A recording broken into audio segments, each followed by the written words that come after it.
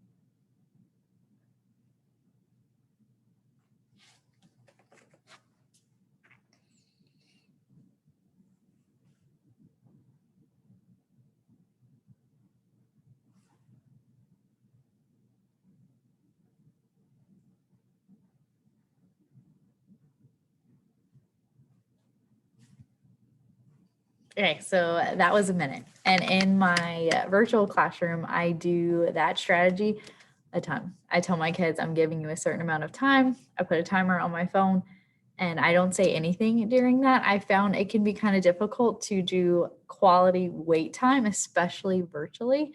So that's one strategy I'm doing virtually.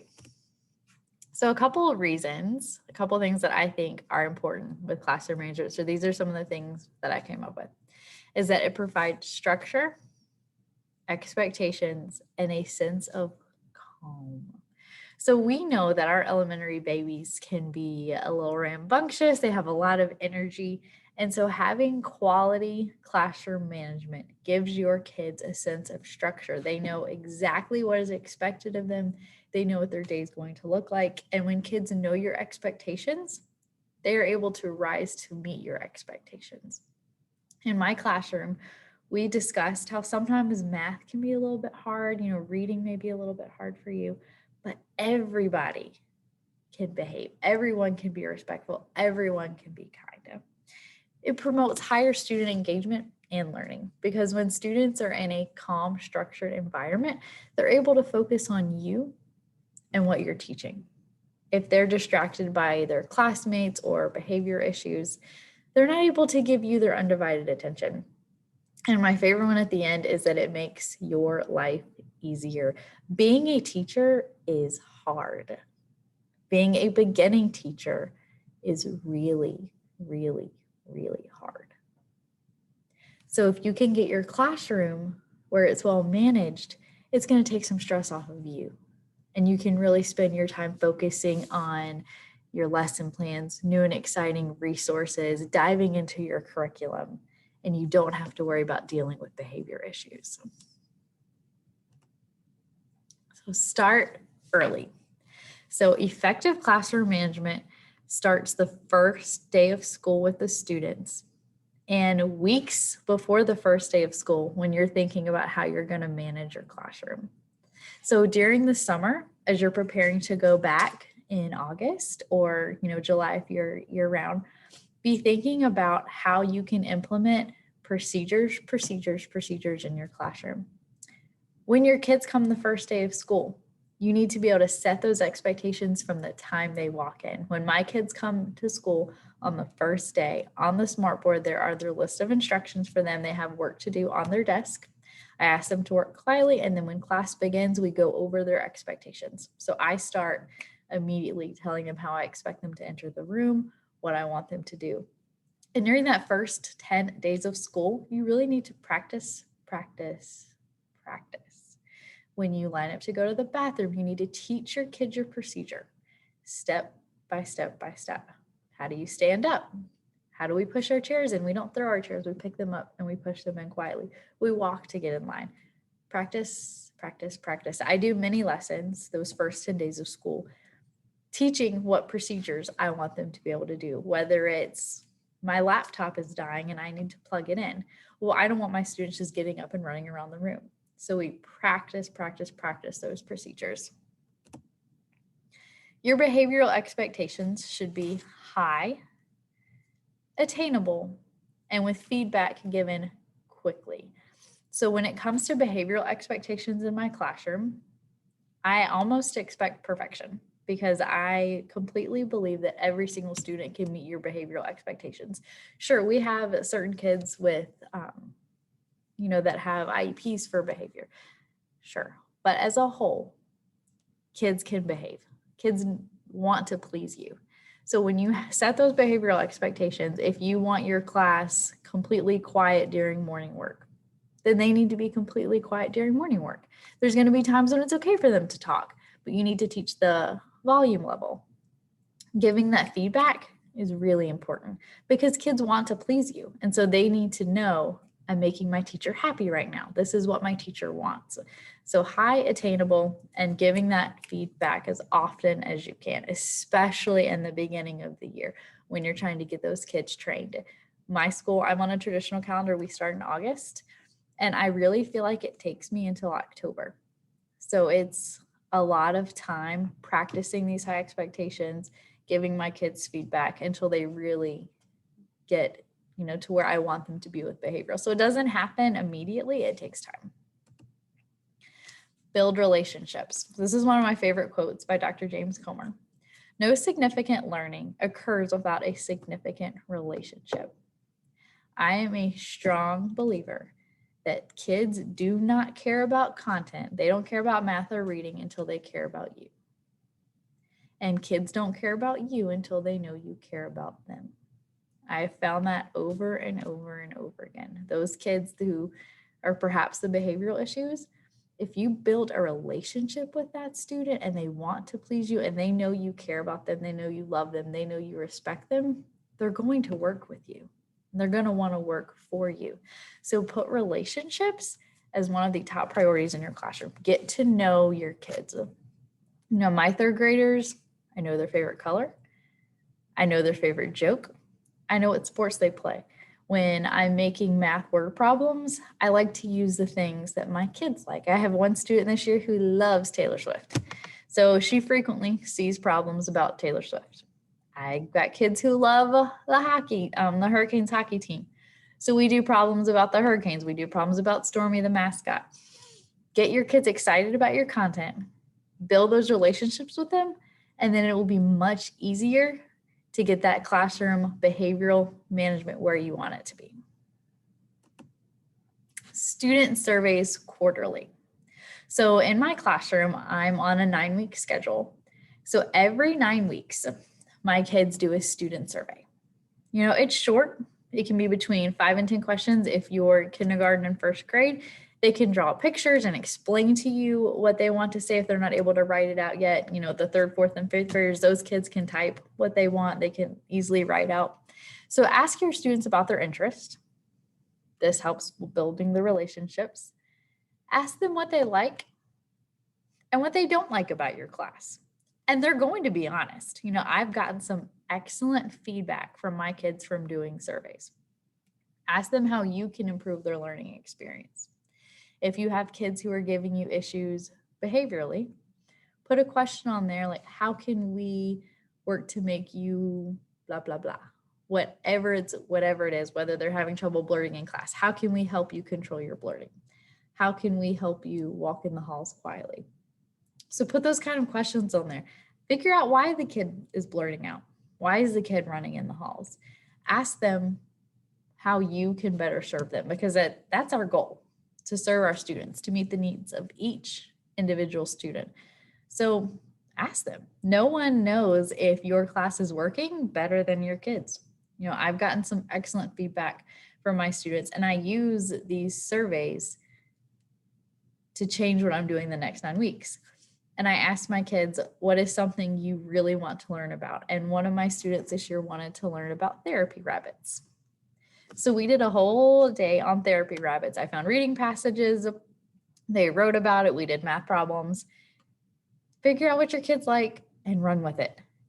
And running with it helps build relationships, which will help with your classroom management, getting those kids to behave for you in the way you want. Because we know if the kids aren't behaving, they're probably not learning. Be positive.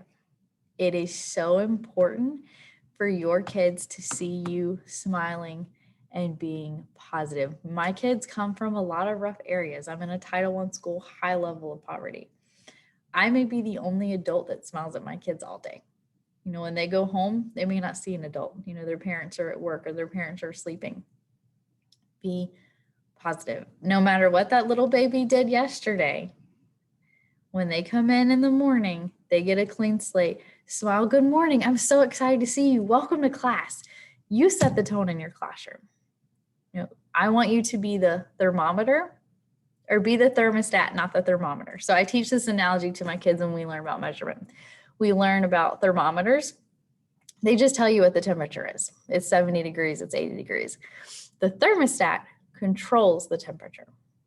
So in your classroom, you are the thermostat. You want your classroom to be 70 degrees, calm, cool, no stress. So you need to be positive and just let it flow. Never, so this is a big one, never punish the entire class. I know we all had at least one teacher when we were in school who would punish the entire class. Don't do that. You will really quickly lose your students' respect and just how much they like you. Because I guarantee you there is not one single class where the whole class was bad or the whole class deserves silent lunch or the whole class deserves to not have free play at recess. Don't punish the entire class. If students need to lose privileges or need to have silent lunch, figure out which students are doing the behavior and work with those separately.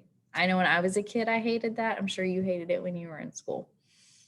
Don't do it. A lot of teachers do that. They give the class strikes and then everyone gets silent lunch. It's not fair to the students who are behaving.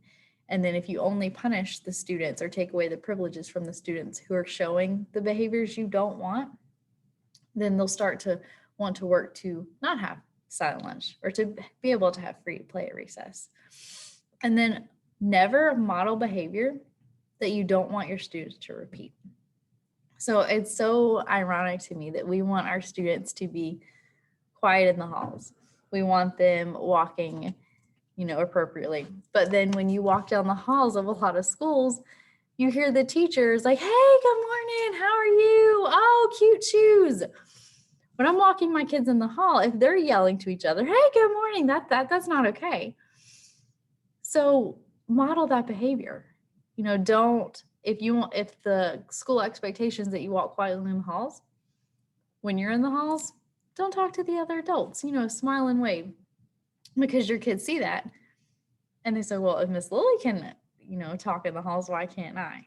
So you have to model what you want. All right, classroom management time. So I'm going to put 30 seconds on my timer. And I want you to think of one specific area in your classroom you want to fix, whether it's hallway behavior, charging Chromebooks, pencil sharpening. Pick one specific area you want to try and improve for next year and write that down. So you have 30 seconds starting now.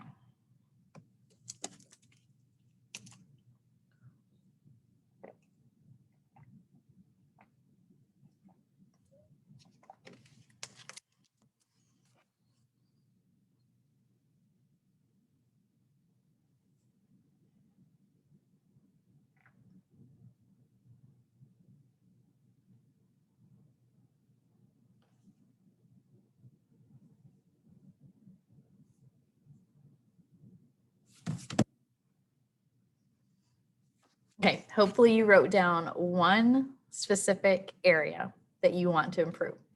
Because classroom management, you can't just say, oh, I want my whole class to be quiet from 7 to 3. It's not going to work. You got to do it in bite-sized chunks. So hopefully you have that written down. Now I'm going to give you 30 more seconds, and I want you to write down what are the issues you're having in that specific area. If it's hallway behavior, what are the issues? If it's when your kids are working in small groups or in center groups, you want to improve the behavior in that specific part, write down all the things that you don't like about the class behavior or ways you want to improve for that one specific area. So 30 seconds starting now.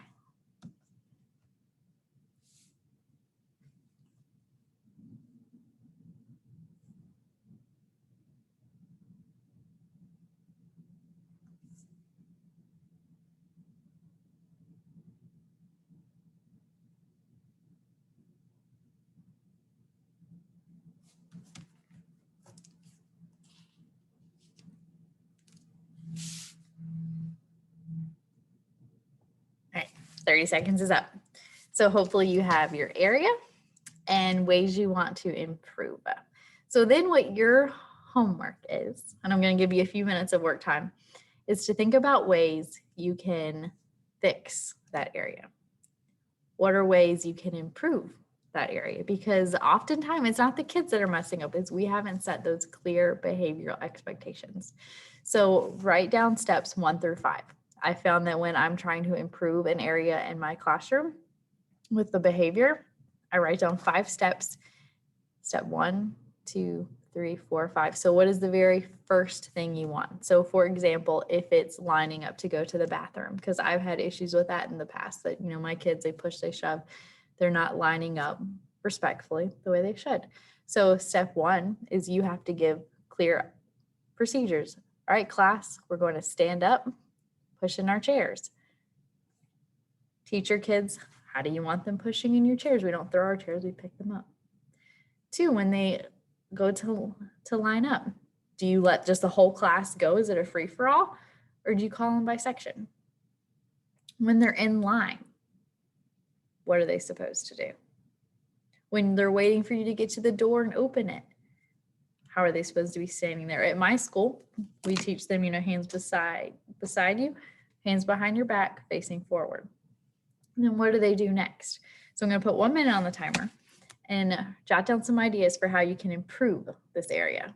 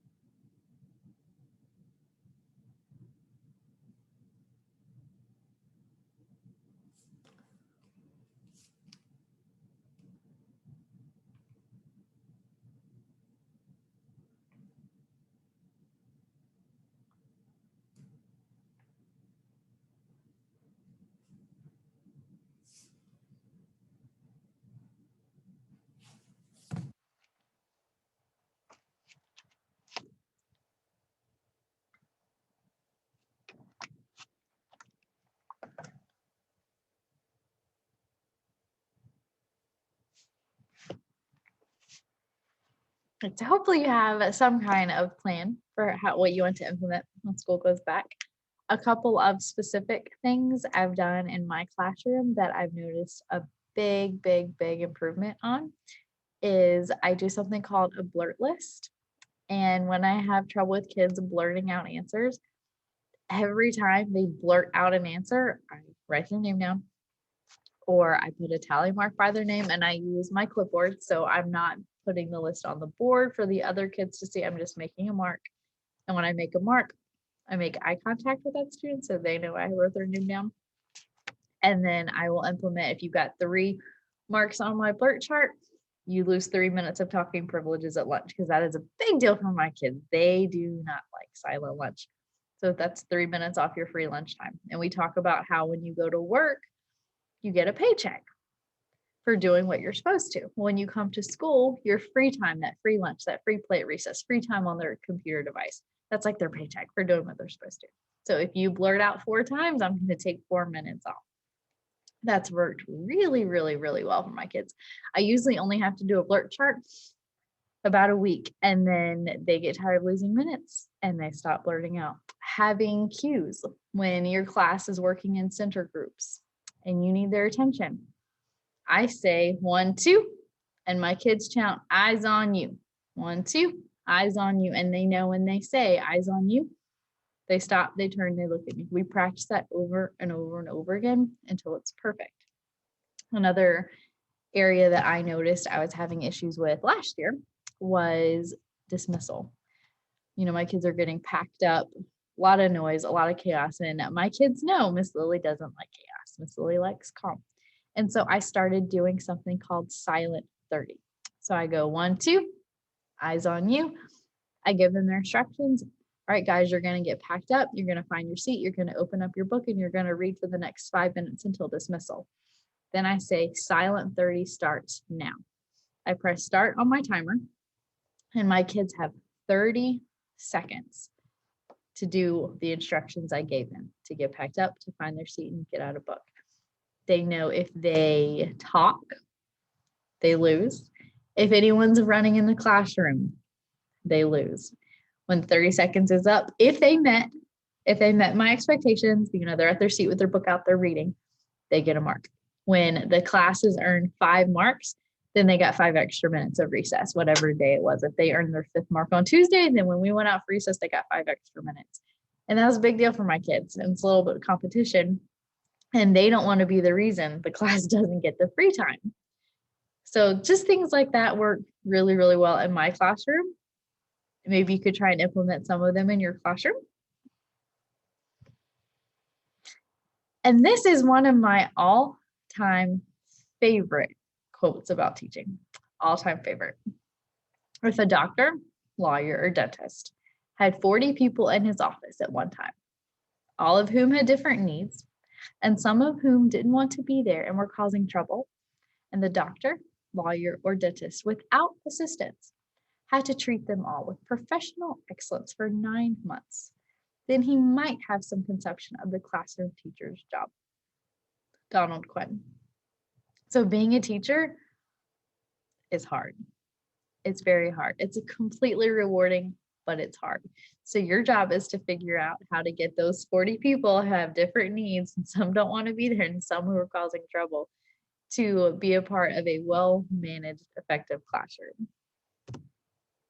So feel free to get in touch with me. So again, my name is Sarah Lilly. My email address is on the screen, slilly@vcs.k12.nc.us. And then my Twitter handle is at SarahLilly0804.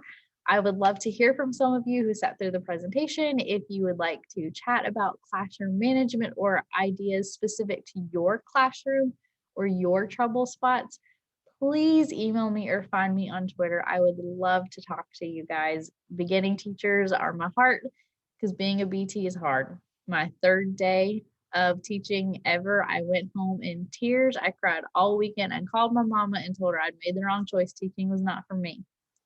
So it's hard, but it does get easier.